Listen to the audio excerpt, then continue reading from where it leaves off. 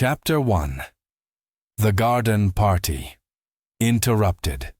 The village of Little Paddocks was one of those rare pockets of England where time seemed to flow at a gentler pace.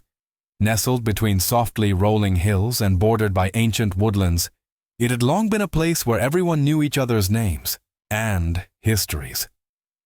This afternoon, as the golden rays of the late summer sun filtered through leaves heavy with green, the village was in its customary hum of quiet preparation for the annual garden party at the Wentworth estate. The Wentworth sprawling manor stood proudly at the heart of the village, a relic of a bygone era with its honeyed stone walls, tall mullioned windows, and climbing ivy that clung like a secret lover. Its gardens were a tapestry of color and scent, beds of roses and peonies, hydrangeas towering in clusters, and beds of lavender that sent their soothing fragrance curling lazily through the warm air. It was the perfect setting for a gathering of Little Paddocks gentlefolk and curious townsfolk alike. Miss Marple sat beneath a lilac bush near the east terrace, a place chosen deliberately for its shade and vantage point. Her slight figure was almost swallowed by the garden chair's delicate lattice work, but the sharpness in her gray-blue eyes could not be missed. She wore a simple, soft gray dress, modest but elegant, and her silver hair was neatly pinned back, framing the faint creases on her face, lines born of laughter, of observation, of years spent quietly cataloging the nuances of human nature. Around her, the party unfolded like clockwork. A brass quartet played a lilting selection of light waltzes and polkas near the terrace, their notes dancing on the breeze. Nearby, tables groaned under the weight of tiered stands laden with cucumber sandwiches, delicate scones dusted with powdered sugar, and cakes decorated with candied violets and crystallized rose petals. The chatter was a mixture of familiar voices, Mrs. Agnes Pritchard from the post office, who never failed to inquire about everyone's health, Mr. Samuel Redford, the butcher, whose booming laugh was a staple of the village's social scene, and young Alice Winter, who worked at the bakery and had just returned from London, bringing with her whispers of city fashions and gossip. Children darted about with wild abandon. Thomas, the vicar's son, chased Lucy Granger, the butcher's daughter, around the sundial, their laughter ringing clear and innocent in the warm air. Their carefree games provided a lively contrast to the polite conversations exchanged by the elders, who reclined on wrought iron chairs or stood in small clusters, discussing everything from the weather to the impending harvest. Miss Marple, ever observant, watched quietly, noting the little gestures and glances that often betrayed more than words could. The way Mr. Albert Dawkins, the retired schoolmaster, fidgeted slightly when Miss Evelyn Turner, the bakery's owner, approached, or the faint tightening of Mrs. Elizabeth Crane's lips as she exchanged pleasantries with her neighbor, Lady Margaret Wentworth, whose elegant poise never quite reached her eyes. From her place in the shade, Miss Marple could see the carefully constructed social dance playing out. Alliances made and broken, old grievances simmering beneath polite smiles, whispered hints of past slights exchanged with a glance or a raised eyebrow. These were the real entertainments of Little Paddocks, far richer than any of the cakes on offer. As the party ebbed into its second hour, a subtle shift came over the crowd. The sun, now beginning its slow descent behind the western hills, cast longer shadows across the lawn. Some guests began to sip their tea more slowly. Others moved to refill their cups or to refresh themselves with cool lemonade. Conversations grew quieter, more intimate. Miss Marple felt a faint tension in the air, an undercurrent that did not belong to the idyllic setting. Her sharp eyes followed the figure of Miss Beatrice Langley, who had arrived earlier than most, stepping gingerly with the aid of a cane. Beatrice was a solitary presence in the village, the kind of person who never quite fit into the social fabric, but whose sharp wit and peculiar charm ensured she was not entirely ignored. She wore a flowing pale blue dress that billowed slightly in the breeze. Her white hair neatly swept back, but with a loose tendril that caught the sunlight like spun silver. Beatrice made her way slowly toward the rose arbor, a secluded corner of the garden where the scent of old gardenias mingled with the delicate perfume of blooming roses. Miss Marple watched as she paused there, her eyes scanning the gathering as if seeking something or someone. The novelist's gaze lingered for a moment on Lady Margaret Wentworth, then flitted toward the younger guests near the bandstand, before finally settling on Miss Marple herself.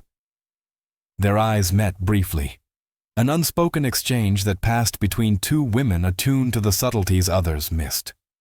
Miss Marple inclined her head ever so slightly before turning her attention back to the gathering. The villagers had just begun to settle when a shrill, desperate scream pierced the tranquil afternoon. It was a sound so sudden and sharp that it silenced the band and sent a ripple of startled gasps through the crowd. Heads turned toward the source, near the rose arbor, where Beatrice Langley stood, pale and trembling, her hand clutching a small, flickering candle. The wax dripped slowly down the sides, its flame wavering as though struggling to survive the intrusion of sudden shock. Someone's hurt. Beatrice's voice was shaky, barely audible at first, then rising in urgency. I found her. There. In the orchard.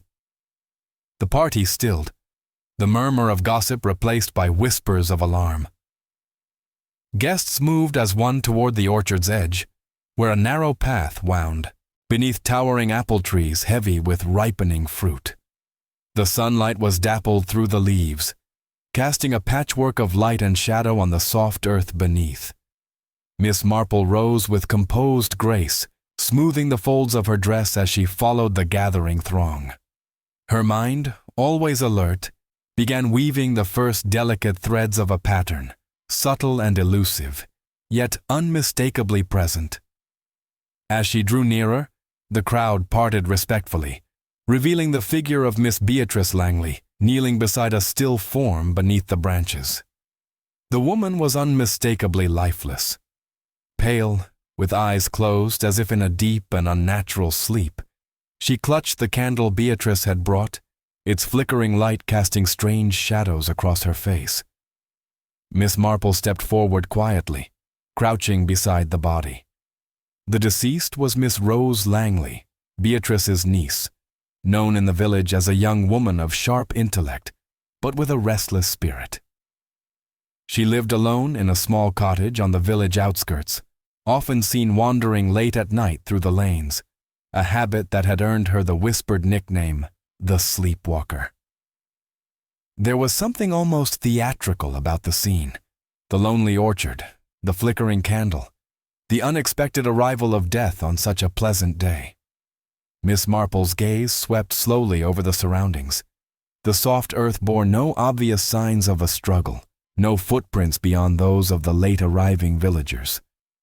The candlelight flickered unevenly, its flame bending as if buffeted by an unseen breath.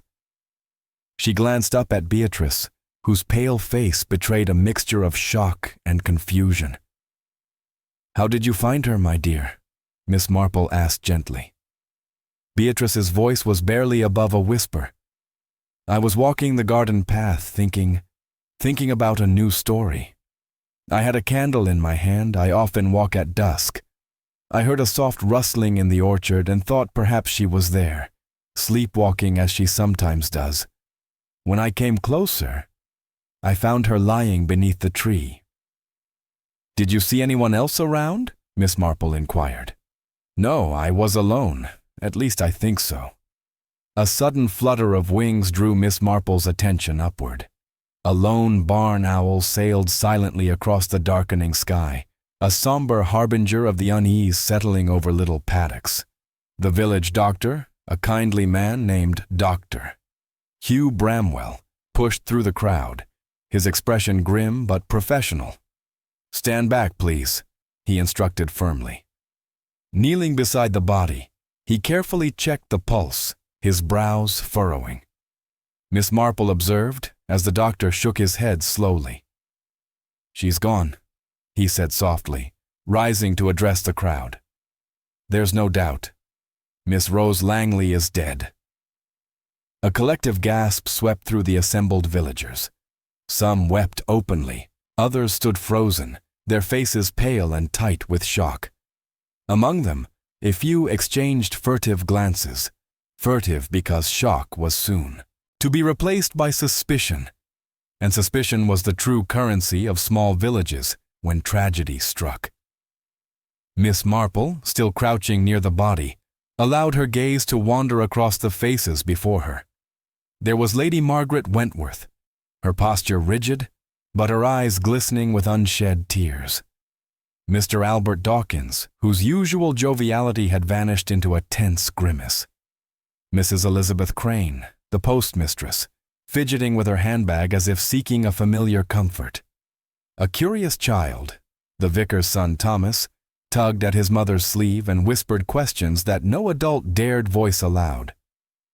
The local constable, Sergeant James Pritchard, now arrived with a small notebook in hand, his expression that of a man ready to take control, yet evidently unprepared for the depth of what lay ahead.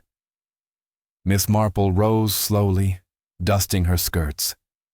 She knew the garden party, meant to be a celebration of community and camaraderie, was now forever stained by this grim intrusion. Yet, as the villagers clustered together, whispering rumors and theories, Miss Marple's mind raced quietly, piecing together the delicate puzzle hidden beneath the surface. The candle in the dead woman's hand, so fragile, so out of place in the noonday warmth, was a mystery itself. Why had Miss Rose Langley been carrying it? And what had brought her into the orchard, so far from the safety of the party and the watchful eyes of neighbors? No, this was no accident. This was a carefully hidden secret waiting to be uncovered. And Miss Marple, with her gentle demeanor and sharp intellect, was already several steps ahead of them all. As dusk deepened and the shadows lengthened, the peaceful village of Little Paddocks held its breath, unaware that the quiet surface of their lives was about to be broken open, revealing the tangled web of jealousy, resentment, and long-buried truths that lay beneath. Miss Marple glanced once more toward the manor, then toward the darkening orchard where the candle's faint glow still flickered. The game had begun. Chapter 2. The Village Reacts. Ria. The evening descended over Little Paddocks like a heavy, silken curtain, wrapping the village in shadows that seemed to deepen the unease lingering in the air. Inside the warm, well-lit drawing room of the Wentworth estate, groups of villagers huddled together in quiet clusters, their voices low, weighted by shock and disbelief. The garden party, once a scene of light-hearted camaraderie, was now little more than a memory stained with the grim reality of death. Miss Marple sat quietly near the wide bay window, her hands folded in her lap. The soft glow of the firelight played across her face, lending an almost otherworldly calm to her gentle features. Around her, the hum of voices rose and fell like a restless tide, carrying a swirl of half-formed theories, whispered suspicions, and the kind of speculation that only a small village can conjure when fear seeps into its foundations. Mrs. Agnes Pritchard, the postmistress, was the first to break the silence, her sharp eyes scanning the room as she adjusted her spectacles. "It's dreadful, simply dreadful. Poor Rose. So young, so full of life. Who could have done such a thing?" Mrs. Pritchard's voice carried the weight of someone accustomed to being listened to, and several heads nodded in agreement. Yet in the way her eyes flickered towards the doorway, it was clear she was waiting to hear more before settling on her own conclusion. "Did anyone see anything suspicious?" she demanded, fingers tightening on the embroidered handkerchief she always carried. Mr. Samuel Redford, the butcher, leaned forward from his seat by the hearth. His large hands, usually steady and sure, now fidgeted with his pocket watch chain. "I was near the stables earlier," he began, and I thought I heard footsteps on the gravel path leading towards the orchard. But I didn't see anyone. Just thought it was the night watchman doing his rounds." Footsteps? Miss Evelyn Turner's voice, soft yet firm, cut through the murmurs. The bakery owner had recently returned from London, and her air of quiet confidence gave her words weight. "At what time? And who else was near the orchard just before Miss Langley was found?" There was a pause as the villagers exchanged uneasy glances. "I was in the kitchen, helping Lady Wentworth arrange the refreshments," Mrs. Crane, the postmistress's closest friend, offered hesitantly. "I didn't hear a thing, but the kitchen faces the main garden, not the orchard." Miss Marple, listening carefully, made a mental note. The proximity of the kitchen to the orchard might explain why many had not heard anything suspicious, despite the footsteps Mr. Redford claimed to have noticed. The vicar, Reverend Jonathan Wilkes, adjusted his clerical collar and cleared his throat. "In times like these, we must not jump to conclusions. Let us remember that appearances can deceive, and sometimes accidents happen." His steady voice sought to calm the restless crowd, but it was clear the villagers' imaginations were already running wild. From her corner, Lady Margaret Wentworth, the lady of the manor, looked uncharacteristically tense. Her usual grace was shadowed by grief and anxiety, her perfectly tailored gown a contrast to the turmoil within. "Rose was dear to me," she said quietly. "I cannot believe anyone here would wish her harm. She was a kind soul, though a little peculiar." "That's putting it mildly, Lady Wentworth," murmured Miss Marple to herself. Peculiar was often a polite word for what villagers might call different, or worse, troublesome. Miss Marple had observed how society often used softness to veil harsher truths. The room grew quieter as a knock sounded at the door, and Sergeant James Pritchard entered, his face serious but professional. "I will need to speak with everyone who was at the party. Today?" he announced. "The investigation will begin at once. I expect full cooperation." A collective shiver passed through the room. The idea that this was now a formal inquiry was unsettling to some, thrilling to others who saw in it an opportunity to air grudges long kept under wraps. Miss Marple's eyes met the sergeant's briefly. There was an unspoken understanding. While the police would seek hard evidence, she knew that the heart of the matter lay in the subtle movements of human nature, in the whispered resentments and unspoken desires that pulsed beneath the village's placid surface. As the sergeant began calling names for individual interviews, whispers resumed, this time tinged with fear and accusation. "I heard that Rose was seen arguing with young Mr. Philip Sanders just last week," Mrs. Pritchard whispered to Miss Evelyn Turner. "Did you know that?" Evelyn's lips pressed into a thin line. "Yes. There was talk that Rose was upset about something Philip said." "I never liked that boy," Samuel Redford said bluntly from across the room. "Always had a sneer, too proud for his own good." Miss Marple quietly recalled her own brief encounters with Philip Sanders, a local schoolteacher, who seemed polite but reserved. Had his temper really been roused enough to commit murder? The mention of Philip stirred other memories. Mrs. Olive Barker, the village gossip and owner of the local haberdashery, leaned close to Mrs. Pritchard. "But what about Mrs. Elspeth Carrington? You know, the widow who recently returned from London? There were whispers that she and Rose did not see eye to eye. Something about a loan. Or was it a family secret?" "Oh, I heard worse," Mrs. Pritchard murmured back, eyes sparkling with intrigue. "Elspeth has been quite the enigma since she came back. Some say she's still tangled up in city affairs, affairs better left unspoken." Meanwhile, Miss Marple sat quietly, listening to the jumble of stories and half-truths. The village had begun weaving its tapestry of suspicion, and each thread revealed a potential motive or hidden resentment. She knew this was just the beginning. Later that evening, as the interviews continued in smaller groups, Miss Marple found herself wandering the manor's spacious library. The polished oak shelves were lined with books, their titles worn but cherished. It was a room that encouraged reflection, and Miss Marple welcomed the respite from the sharp edges of social tension. Lady Margaret joined her there, wrapping a silk shawl around her shoulders. "It's all so dreadful, Miss Marple," she sighed. "I never imagined such darkness could touch little paddocks. Rose was a difficult girl, but she didn't deserve this." Miss Marple nodded slowly. "Difficult people are often the ones who know too much, or see things others would rather hide." Lady Margaret gave a weary smile. "You've always been good at reading between the lines." Their conversation was interrupted by the arrival of Beatrice Langley, her usual composure somewhat shaken, but her eyes bright with a restless energy. "I've been thinking about Rose," Beatrice said quietly. "She was working on something, some story or secret she wouldn't share.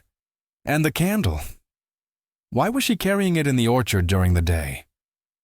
Miss Marple regarded her thoughtfully. "A curious detail indeed. Candles are rarely needed in daylight unless they are symbolic or a signal of some sort." Beatrice's brow furrowed. She was troubled. I could sense it, even from a distance, but no one seemed to realize how deep her fears ran. Miss Marple's gaze softened. "Fear often makes the quietest people dangerous, to themselves or others." The room fell silent as each woman contemplated the weight of that thought.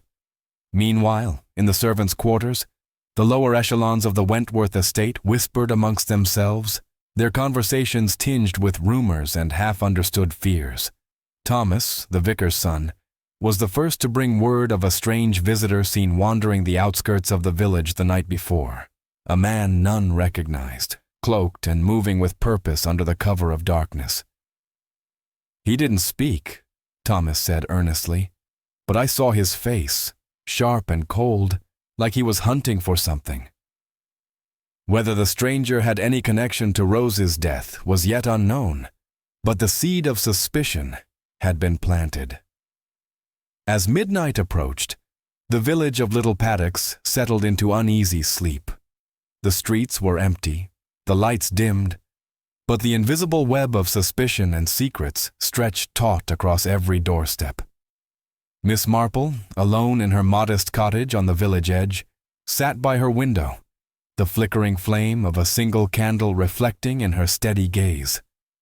Her thoughts were a whirl of impressions, the whispered resentments, the half-truths, the tiny overlooked details that might unravel the mystery. She knew that the true story lay not in the obvious, but in the shadows where human nature revealed its most guarded secrets. And she would uncover every one of them. Chapter 3. Early Investigation. The morning mist hovered low over Little Paddocks, wrapping the village in a veil of pale gray that softened the edges of roofs and hedgerows alike. The usual chorus of birdsong was muted, as if even nature was subdued by the weight of the previous day's tragedy. Villagers moved cautiously, their faces etched with a blend of shock, grief, and a creeping unease that lingered beneath every polite nod and whispered greeting. Miss Marple, who had risen early as was her custom, found herself once again at the heart of the unfolding drama.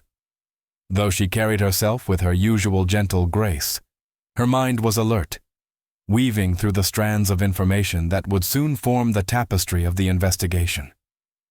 The local constable, Sergeant James Pritchard, had organized the initial inquiries.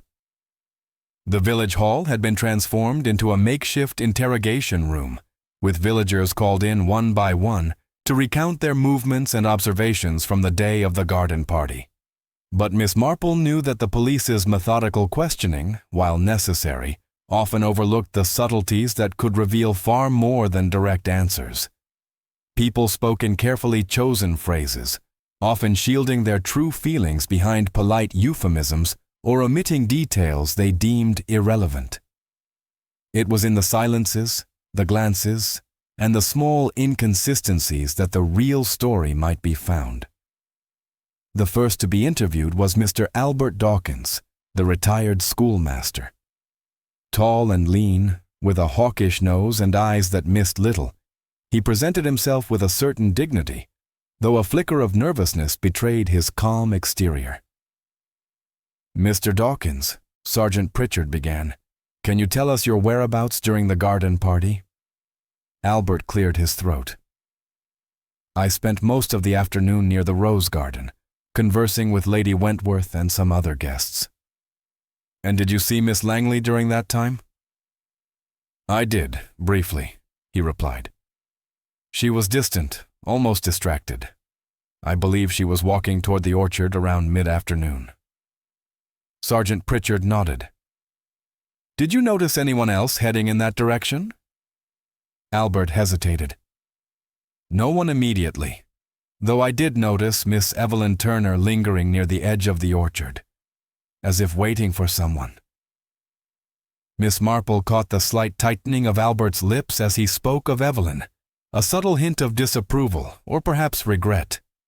She made a note to observe the dynamics between these three more closely. Next came Miss Evelyn Turner herself, radiant but guarded, dressed in a pastel gown that contrasted with the growing tension in the room. "I was indeed near the orchard," Evelyn admitted, "but only briefly. I was arranging some flowers for the tables and did not see Miss Langley until much later, when the scream startled us all." "Did you know Miss Langley well?" Sergeant Pritchard asked. Evelyn's eyes clouded momentarily. "Not well. She was distant, often lost in her own thoughts." "Any disagreements or conflicts?" The sergeant's tone was deliberate. Evelyn shook her head slowly. "None that I'm aware of." Miss Marple sensed that Evelyn's words were true as far as she knew, but that there might be things unspoken. One by one, the villagers took their turns in the interrogation room. Mrs. Elizabeth Crane, who spoke nervously of her duties at the party. Mr. Samuel Redford, the butcher, whose rough exterior softened when he mentioned how much he respected Miss Langley despite her peculiar ways. And Lady Margaret Wentworth, who appeared composed but pale, her answers measured and careful. Throughout the morning, the pattern emerged. Rose Langley was regarded with a mixture of sympathy and wariness, admired for her intelligence but regarded as somewhat of an outsider. Miss Marple, meanwhile, moved through the village, visiting familiar places and speaking gently with those who might have insight, all the while her keen mind absorbing the small details others dismissed. At the bakery, she found Mrs. Turner busy at her ovens, flour dusting her sleeves and hair in a halo of soft white. "I've heard whispers that Rose was troubled by something," Miss Marple remarked softly. Mrs. Turner nodded, kneading dough absent-mindedly. "She mentioned being followed, or at least watched. Said she couldn't shake the feeling that someone from her past had come back to find her." "Did she say who?" Miss Marple pressed gently. She was cagey about it, but she was afraid of something or someone. Miss Marple filed this away with care. Fear, often a silent companion, could drive people to desperate acts or make them targets. Later, at the post office, Miss Marple met Mrs. Agnes Pritchard, who was busily sorting mail, but found time to share village gossip. "There's talk about that stranger Thomas saw last night," Mrs. Pritchard whispered conspiratorially. "A man no one knows, moving about like a shadow." "Do you think he could be connected to Rose's death?" Miss Marple asked. Mrs. Pritchard shrugged. "Villagers love to make connections, especially when the truth is hard to face." Miss Marple smiled faintly. "Sometimes the truth is stranger than any story." As midday approached, Miss Marple made her way to the orchard once more. The sunlight filtered through the branches, casting mottled shadows on the ground. The grass was still damp with morning dew, and the earth bore faint impressions of footprints, some clearly made by the late visitors, others older and more worn. She knelt to examine the spot where Rose's body had been found. The candle, now extinguished, lay beside the small hollow beneath the apple tree. Something about its presence here felt incongruous, almost ritualistic. Her fingers traced a faint mark in the soil, a small, almost imperceptible indentation that did not match any ordinary footprint. It was a subtle clue, easily overlooked by anyone not accustomed to searching for the hidden signs. Miss Marple straightened and surveyed the orchard's edge, where a thin, almost invisible thread of disturbed grass led toward a narrow lane that disappeared into the woods beyond. Her heart quickened. This path was not part of the usual garden party grounds. She made a mental note to follow it later. Back in the village square, the local doctor, Hugh Bramwell, shared his findings with a constable and several concerned villagers. His professional tone was tinged with sadness. "Miss Langley died from poisoning," he explained. "The substance was slow-acting, administered some hours before she was found. There were no signs of struggle or external injury." A hush fell over the crowd. "Poison?" whispered Mrs. Crane, her hands trembling. "Who could have done such a thing?" "Poisoning is often a crime of opportunity, and one born of patience," the doctor said quietly. Miss Marple nodded to herself. Poison was a subtle weapon, requiring knowledge and a certain cold calculation. It was not a crime of passion, but of intent. The investigation then turned toward the small details gathered from the interviews and observations. Miss Marple's mind worked like a loom, threading together disparate pieces into a tapestry that was as complex as the human heart itself. She pondered the contradictory accounts of who had been near the orchard that day, the whispered fears Rose had confided to a few, and the shadowy stranger whose presence had unsettled the village. Most of all, she considered the candle. Why had Rose carried it into the orchard in daylight? Was it a signal, a talisman, or something more symbolic? As afternoon waned and the sun dipped low behind the western hills, Miss Marple found herself once again at the village churchyard, standing by the modest grave of a young girl lost to illness years before. The stone was weathered, the inscription softened by time, but the emotions it evoked were fresh. Human life was fragile, she thought, and in its fragility, the darkness of fear and suspicion could take root and grow. Returning to her cottage as twilight deepened, Miss Marple settled by her window with a cup of tea, the soft flicker of a candle illuminating her thoughtful face. The day's events had revealed much, but the heart of the mystery remained veiled in shadow. She was certain of one thing. The answers would not come from brute force or blunt interrogation. They would emerge from the quiet observations, the subtle shifts in behavior, and the small, overlooked clues that only a keen mind could discern. The game was far from over, and Miss Marple was ready to play. Chapter 4. First Suspects. The morning after the discovery of Miss Rose Langley's death dawned over Little Paddocks with a chilling clarity, the crisp autumn air carrying a sharpness that matched the village's collective mood. The usual bustling activity was subdued as neighbors moved quietly past one another, their steps hesitant, their words measured. The garden party, now a distant memory, was replaced by hushed conversations and furtive glances. At the heart of the village, the Wentworth estate remained a focal point, its grand facade a somber witness to the tragedy that had unfolded within its grounds.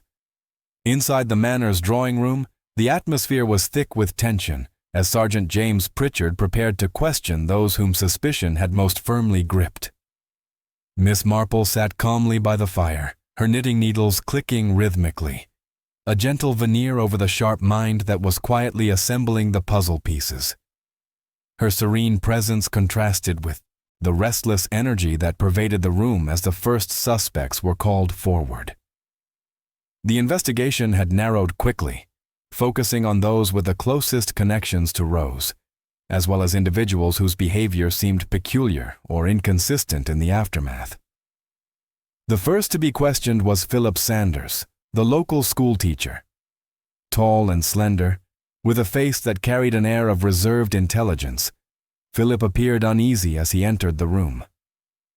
His usual composure was unsettled, and his hands trembled slightly as he folded them before him. "Mr. Sanders," Sergeant Pritchard began, "we understand you had some disagreements with Miss Langley recently. Can you tell us more about that?" Philip swallowed hard, his gaze darting toward the window as if seeking escape. "We had a difference of opinion, yes. It was about a matter of personal concern. But I assure you, I would never harm Rose." "Can you be more specific?" the sergeant pressed. Philip hesitated, then spoke quietly. "She accused me of betraying her confidence. It was a misunderstanding, but it hurt her deeply." Miss Marple noted the faint blush creeping across his cheeks and the subtle tightening around his eyes, a sign of genuine distress. "Did you see her on the day of the party?" the sergeant continued. "Yes," Philip answered. "She seemed distracted, almost distant. I saw her near the orchard, but I did not follow." The second suspect was Mrs. Elspeth Carrington, the widow who had returned to the village only weeks earlier. Her arrival had stirred quiet speculation, and her sharp tongue and distant demeanor had not endeared her to the community.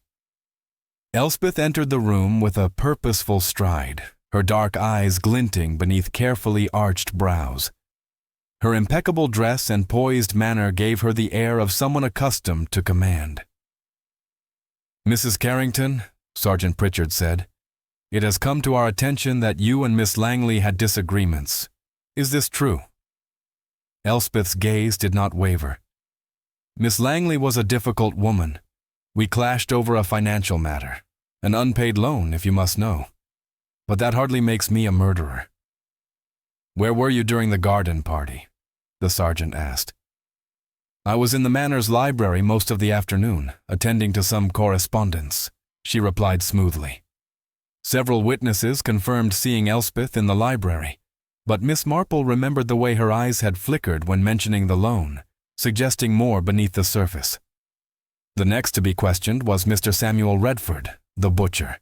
His burly frame filled the doorway as he entered, his expression grim but honest. "I've known Rose most of my life," Samuel began, voice gruff. "She was always a bit odd, kept to herself, but she was no enemy of mine." "Did you notice anything unusual on the day she died?" Sergeant Pritchard asked. Samuel scratched his chin. "Well, I did see a stranger hanging around near the village edge the night before. Didn't get a good look, but he seemed out of place." Miss Marple exchanged a glance with the sergeant. This corroborated Thomas's earlier story of the mysterious visitor. As the questioning continued, several more names emerged, each layered with potential motives and tangled histories. Miss Evelyn Turner was called in next. Though she appeared composed, Miss Marple noticed a flicker of nervousness as she spoke of her interactions with Rose. "We were acquaintances," Evelyn said carefully. "I knew she had her troubles, but I never suspected she was in danger." "Did you know of anyone who might wish her harm?" Sergeant Pritchard pressed. Evelyn hesitated. "No one specifically. But Rose had secrets. People in this village always do." Later, Miss Marple met quietly with Lady Margaret Wentworth. The lady of the Manor's poise was tinged with sadness. "I do not believe any of us wanted Rose dead," Lady Margaret said softly. "But in this village, grievances linger beneath the surface." Miss Marple nodded. "It is often those hidden grievances that prove most dangerous." Throughout the day, Miss Marple observed each suspect with her customary subtlety, noting the slightest changes in expression, the inconsistencies in their stories, and the undercurrents of emotion. She paid particular attention to Philip Sanders's restless glances and the faint tension in Elspeth Carrington's posture. Samuel Redford's straightforwardness was tempered by his mention of the stranger, a detail too consistent to dismiss. And Evelyn Turner's nervousness suggested she knew more than she admitted. As evening fell, the villagers gathered once again at the Wentworth estate, their faces shadowed by fatigue and worry. Miss Marple, seated near the fire, reflected on the day's revelations. The obvious suspects each had their secrets, their grudges, their fears, but she remained unconvinced that the truth was so simple. The candle, the silent witness found in Rose's hand, still haunted her thoughts. Why had it been there? What message did it carry? Miss Marple was certain that the first suspects were just the surface of a deeper mystery, one that required patience, keen observation, and a steady hand to unravel. The village of Little Paddocks was holding its breath, and Miss Marple was ready to listen. Chapter 5. A Hidden Clue. The days following Miss Rose Langley's death settled over Little Paddocks like a lingering fog, thick, suffocating, and obscuring much more than just the landscape.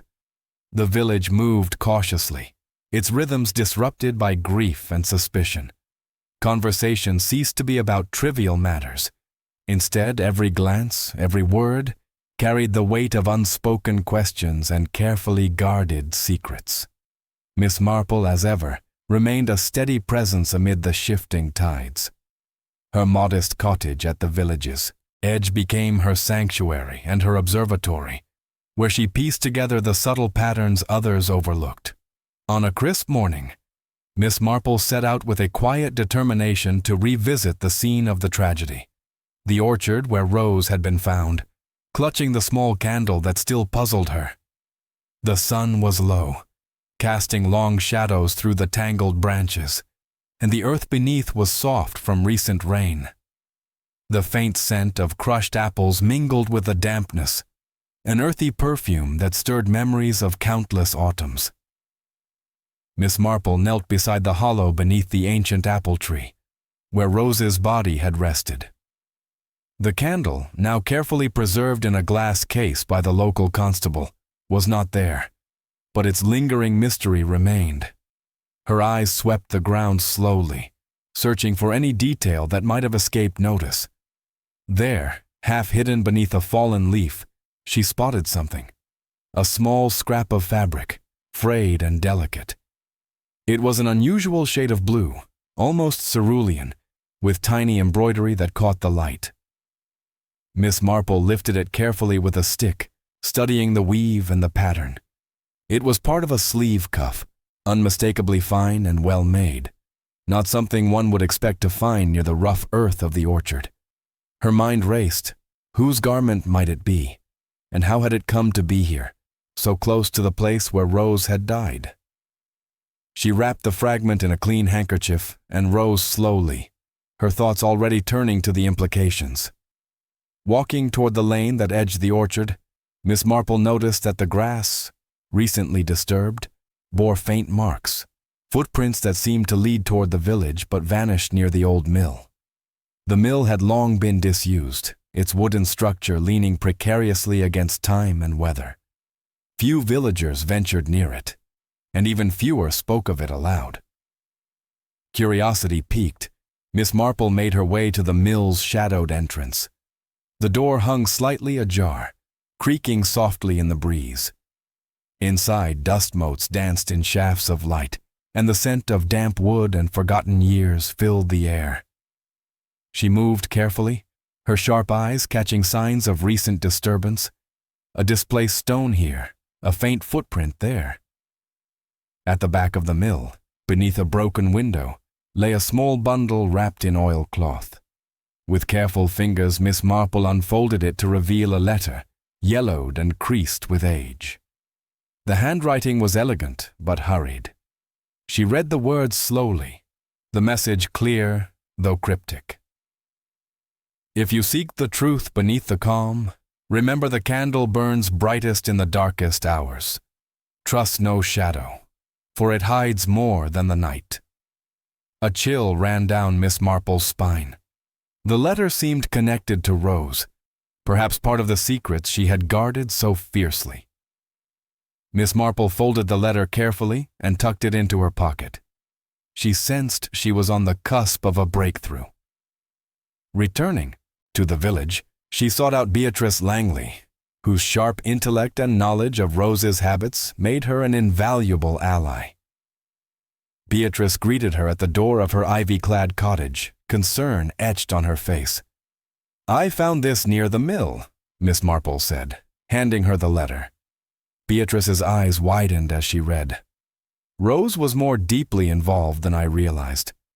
This speaks of a hidden truth, something someone wanted to keep buried."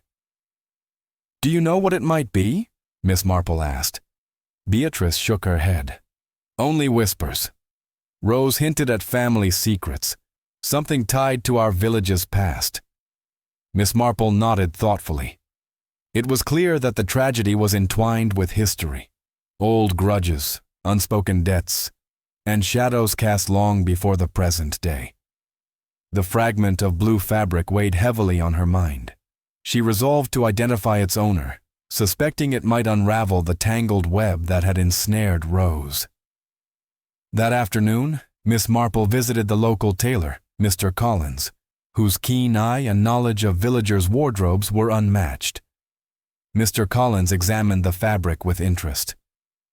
"This is fine linen, hand-embroidered, most likely from a woman's blouse or dress. The style is rather modern but expensive, not common around here." "Could you tell who it might belong to?" Miss Marple inquired gently. He pondered a moment. "Mrs. Elspeth Carrington has garments of this quality. So does Miss Evelyn Turner, though her embroidery is different. But the color and pattern match a dress I saw Elspeth wear recently." Miss Marple's heart quickened. If Elspeth's garment was found near the orchard, could she be more involved than she admitted? That evening, as the village gathered once more at the Wentworth estate, the air was thick with unspoken accusations and strained civility. Miss Marple's eyes scanned the room, catching Elspeth's steady gaze and Evelyn's nervous glances. She realized that the hidden clue, the fabric fragment and the mysterious letter, were pieces of a larger puzzle, a puzzle that required delicate handling and keen observation. The candle, the orchard, the mill, the secrets, all were threads waiting to be woven into the final tapestry. Miss Marple sipped her tea thoughtfully, the flicker of the candlelight reflecting in her eyes. She was closer than ever to uncovering the truth, but the path ahead was fraught with shadows and deception. The village of little paddocks held its breath, and Miss Marple listened, ready to discern the faintest whisper of guilt. Chapter 6. Confrontations and Secrets. The sun dipped low over little paddocks, bathing the village in a soft golden light that softened even the sharpest edges of the day's tensions. Yet beneath this warm veneer, a storm was quietly gathering. The hidden lives and long-buried grudges of the villagers were beginning to stir, summoned by Miss Marple's quiet but unyielding search for truth. That evening, the Wentworth estate became a crucible of confrontation. The drawing room, once a place of gentle conversation and laughter, now hummed with the restrained energy of secrets poised to unravel. Miss Marple arrived early, her eyes calm but keen. The room soon filled with key figures from the village, those whose connections to Rose Langley and the unfolding mystery could no longer be ignored. Lady Margaret Wentworth, pale and composed, Mrs. Elspeth Carrington, cool and calculating, Mr. Philip Sanders, nervous but resolute, Miss Evelyn Turner, visibly unsettled, and Samuel Redford, steady but watchful. As the door closed behind the last guest, Miss Marple rose and addressed the room with her usual gentle authority. "Thank you all for coming," she began softly.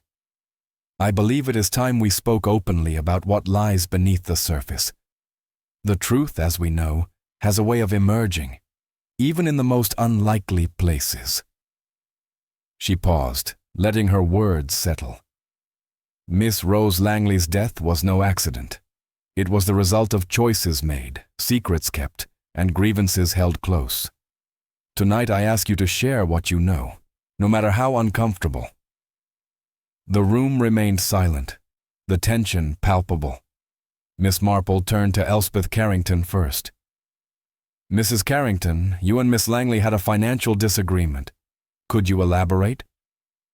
Elspeth's gaze was steady. Yes.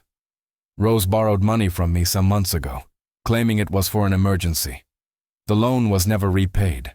She avoided me, refused my calls. I was frustrated, but hardly a motive for murder. Miss Marple nodded. Understandable frustration, yet a debt unpaid can strain more than finances. Was anyone else aware of this loan? Elspeth's eyes flickered toward Lady Margaret, who shifted slightly. I believe the lady was informed, Elspeth continued, and she disapproved. Lady Margaret's voice was quiet but firm. I was concerned about the influence Miss Langley might have had on the village. Some of her writings hinted at things best left alone. Secrets that could unsettle families. Philip Sanders spoke then, his voice strained. Rose was troubled, yes.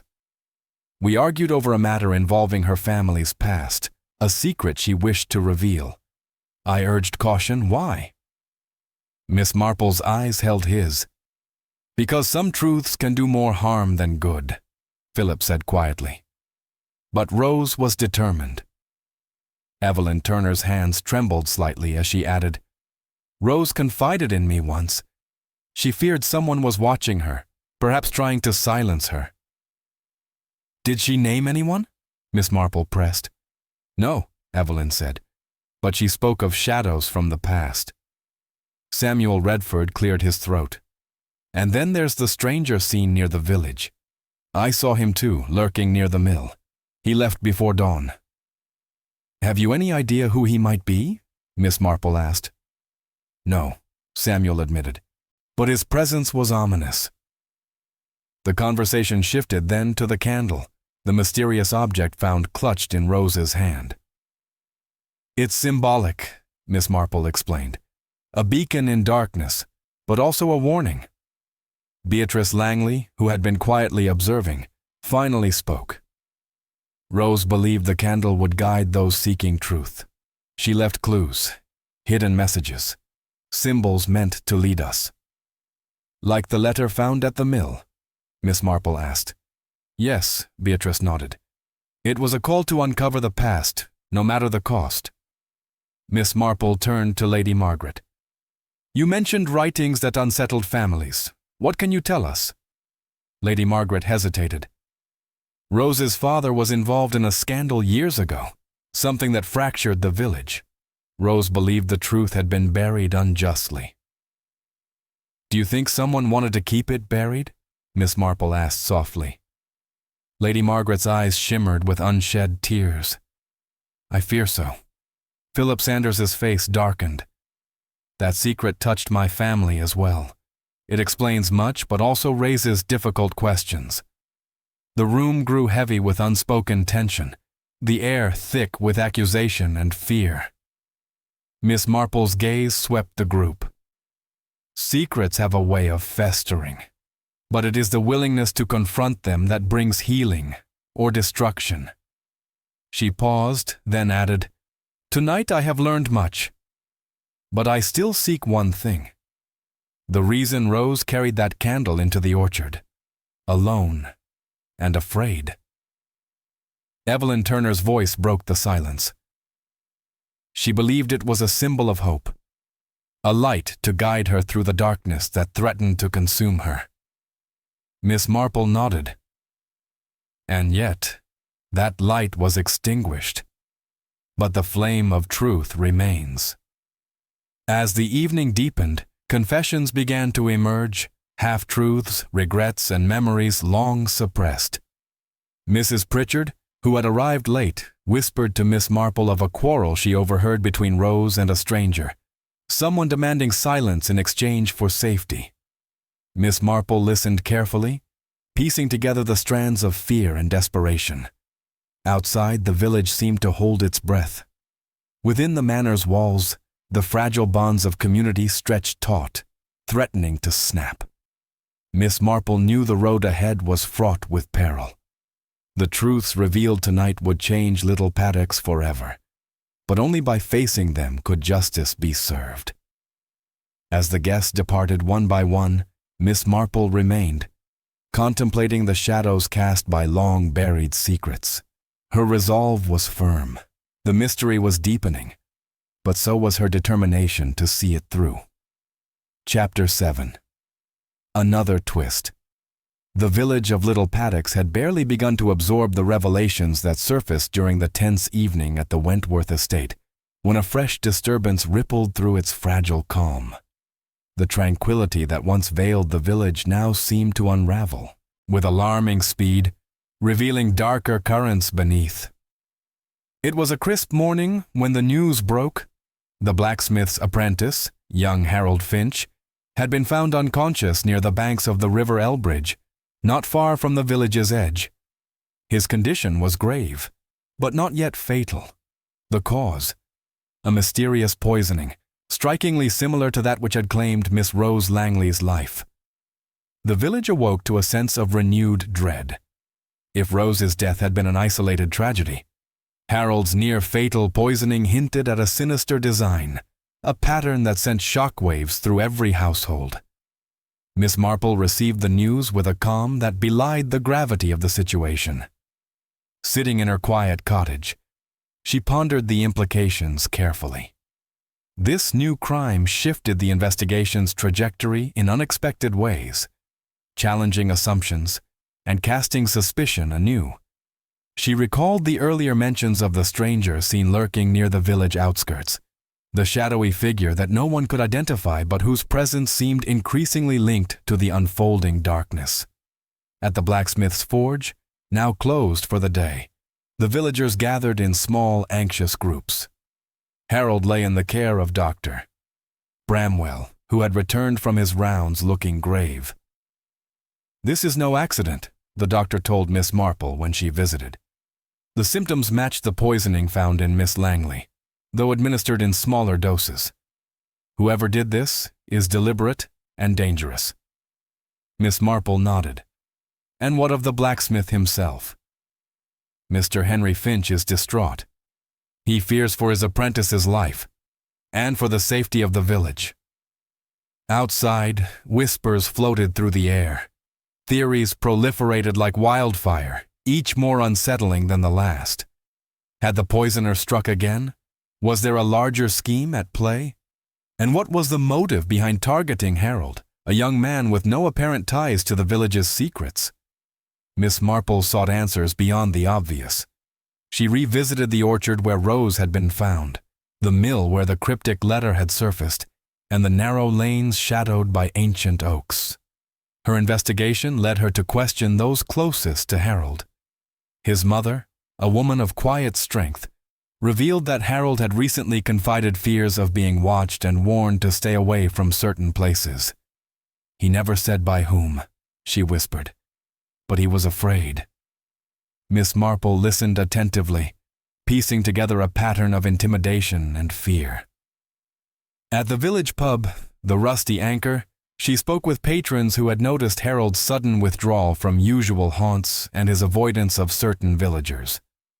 One man, Tom Bradley, recalled seeing Harold in heated discussion with an unknown figure days before his collapse. "The man wore a long coat and spoke in low tones," Tom said. "Harold looked scared." The puzzle pieces shifted again when Miss Marple uncovered evidence that the poison used on Harold was derived from a rare herb found only in the deep woods beyond the village, a detail that suggested knowledge and intent beyond mere chance. Back at the manor, the villagers grappled with the new threat. Paranoia grew, and old alliances fractured. Accusations flew quietly in corners, and mistrust took root. Miss Marple convened a discreet meeting with Lady Margaret, Beatrice Langley, and a few trusted villagers. "We must not let fear blind us," she cautioned.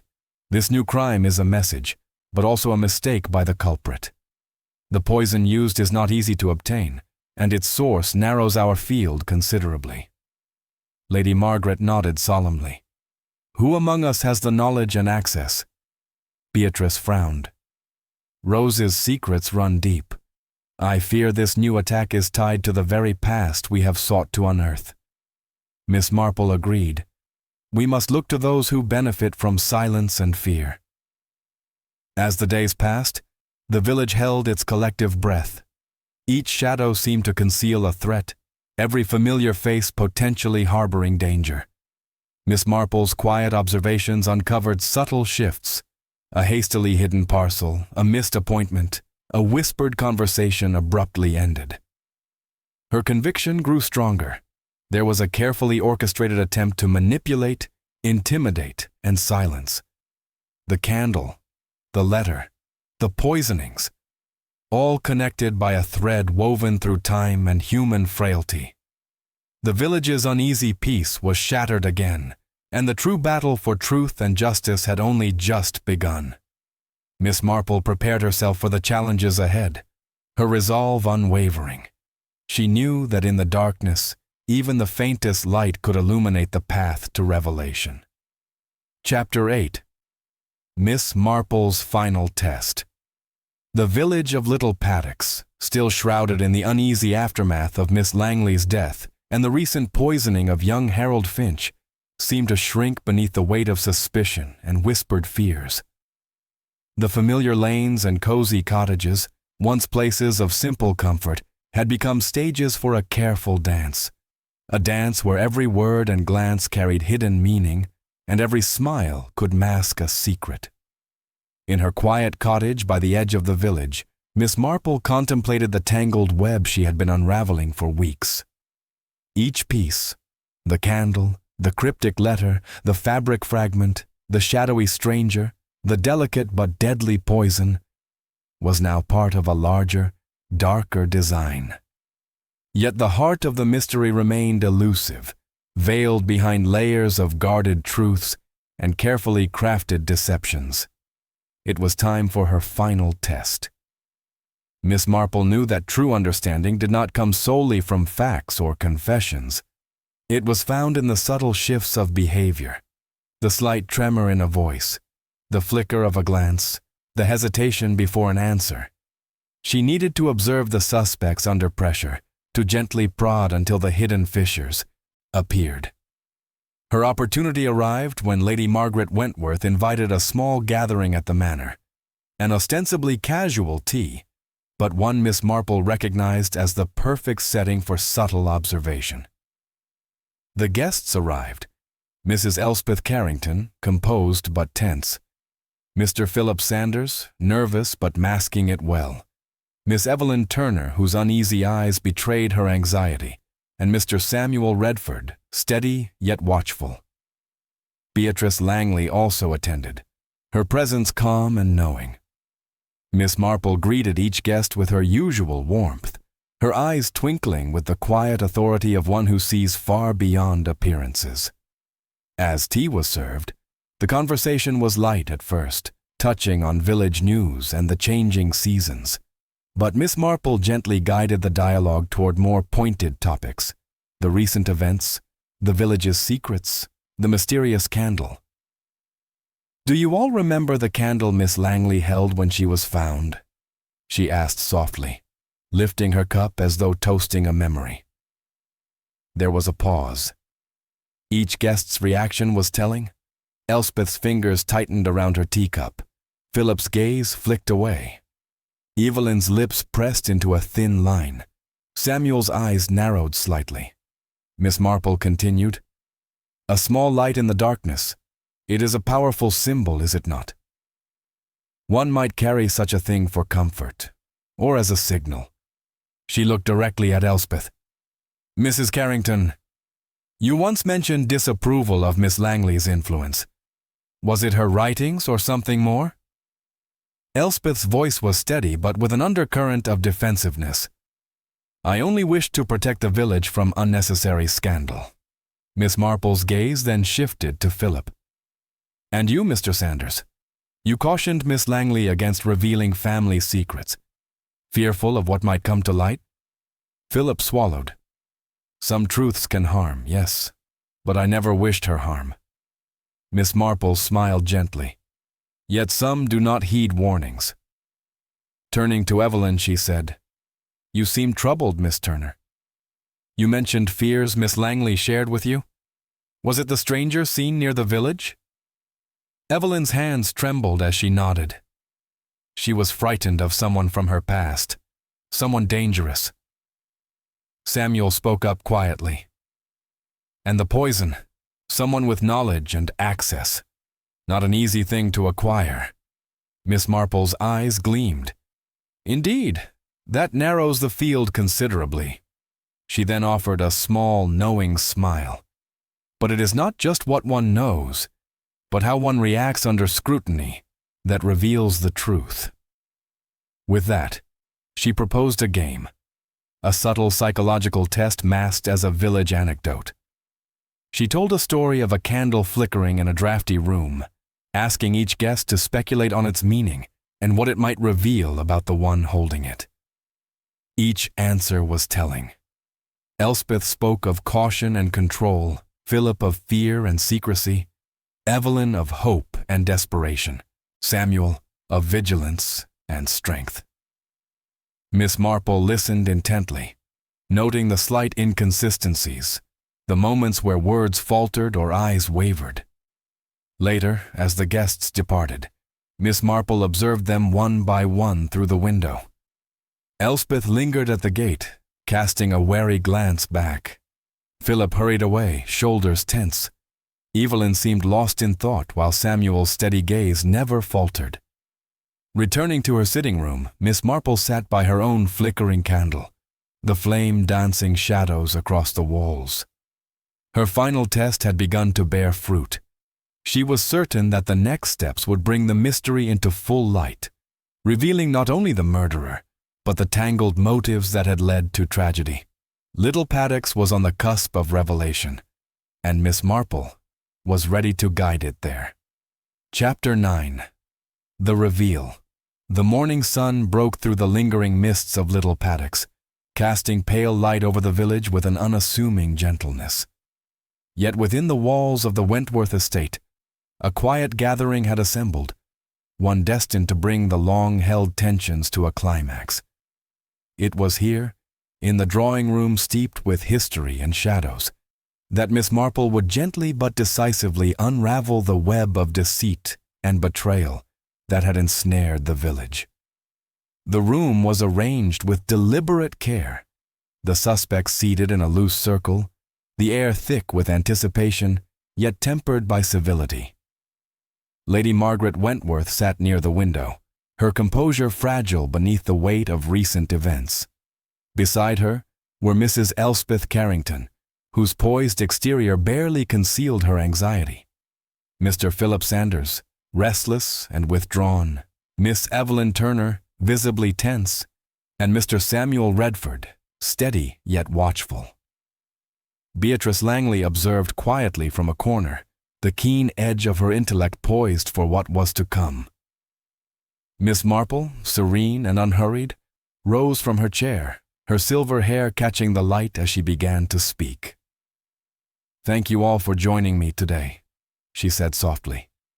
"The past weeks have been difficult for us all, shrouded in grief and uncertainty. Yet now, it is time to shed light on the shadows and bring truth where there has been silence." Her gaze settled first on Elspeth Carrington. "Mrs. Carrington, you and Miss Langley had financial disagreements. This is true?" Elspeth's eyes narrowed slightly, but she nodded. "Yes, but it was a matter of business, nothing more." Miss Marple inclined her head. "Business, yes, but debts can foster resentment, and resentment can lead to darker deeds." She then turned to Philip Sanders. "Mr. Sanders, you warned Miss Langley against revealing certain family secrets. Why?" Philip's voice was steady but quiet. Because some truths would cause pain, not only to her, but to others. I hope to protect.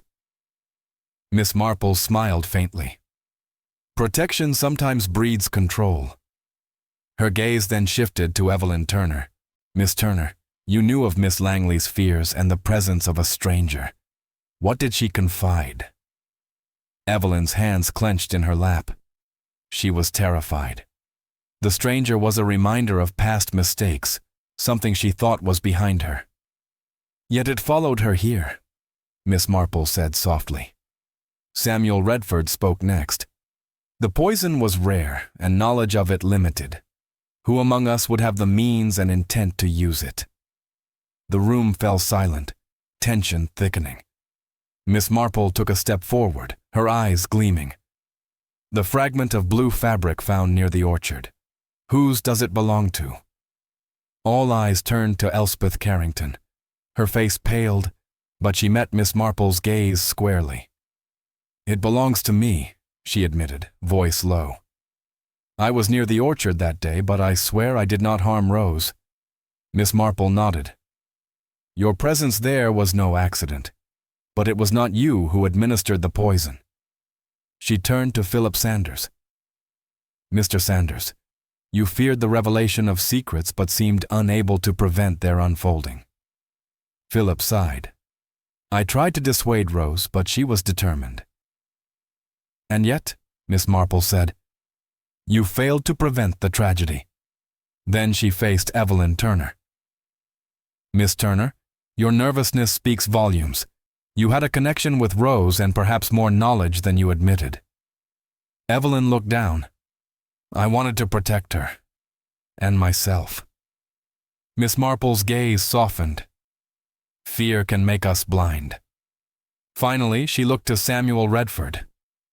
Mr. Redford, the blacksmith's apprentice, was nearly poisoned. Why was he targeted? Samuel's jaw tightened. Because Harold was close to discovering the truth. The room seemed to hold its breath. Miss Marple spoke slowly, her voice calm but resolute. The poisoner sought to silence those who might reveal secrets. Secrets tied to a scandal long buried in this village's past. Miss Langley's father, as Lady Margaret revealed, was involved in a shameful affair, one that fractured families and friendships. She paused, letting the weight of her words settle. The candle Miss Langley carried was a symbol, a beacon for those who sought truth in darkness. Her eyes scanned the faces before her. But the true killer is someone who feared exposure above all else, someone who knew the poison and had access to it. She turned to Elspeth Carrington. Mrs. Carrington, you have the knowledge, the access, and the motive. Elspeth's composure cracked, a flicker of panic crossing her features. I did not mean to kill her, she whispered. I only wanted to scare her into silence. Miss Marple nodded gently. But your actions led to tragedy.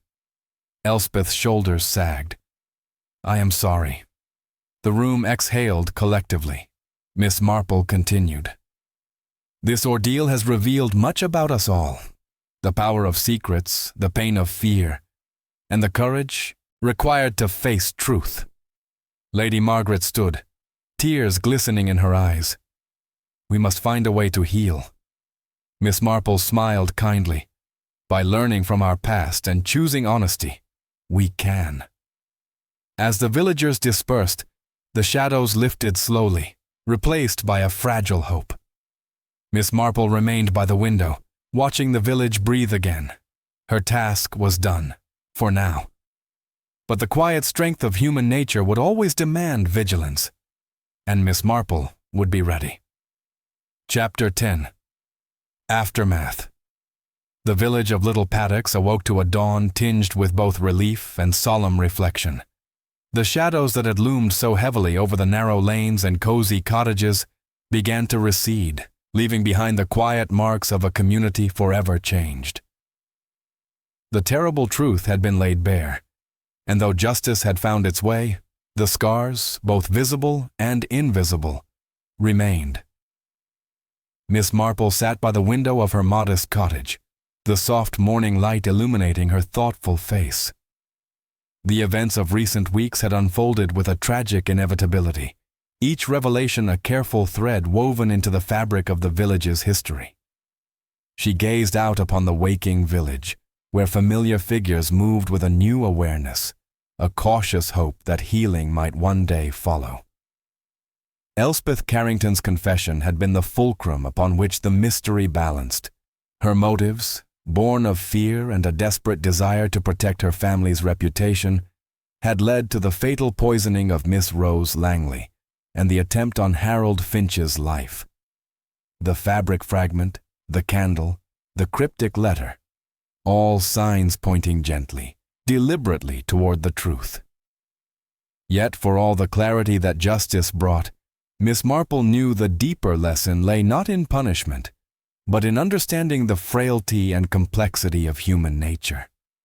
The village's long-buried secrets, the whispered resentments, the unspoken fears, these were the true currents beneath the surface.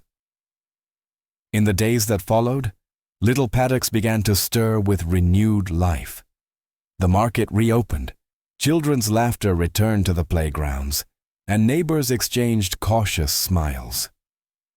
Yet a quiet respect for the past lingered, a reminder that beneath even the most peaceful facades, shadows may still linger. Miss Marple received many visitors, neighbors seeking comfort or simply wishing to share a kind word. Her presence was a balm, her insights gentle but firm, a steady light in uncertain times.